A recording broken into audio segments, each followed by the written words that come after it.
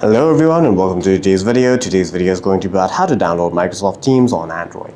For that, the first thing that you must ensure is that you're connected either to a Wi-Fi or a mobile data network.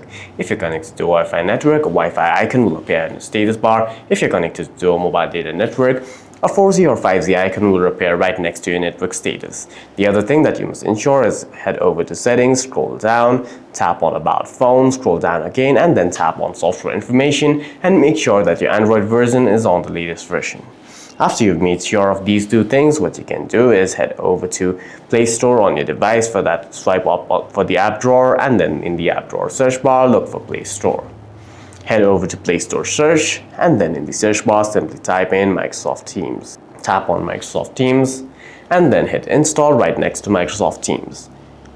Do ensure that you're logged into your Google account before you try to download any apps. If not, then you'll be prompted to log into your Google account first, in which you'll have to enter your credentials, after which you'll be able to download the app. Once you're logged into Microsoft Teams, you can simply open the app, log in with your personal or work account, and then start chatting and working. For any further questions, please feel free to leave a comment down below.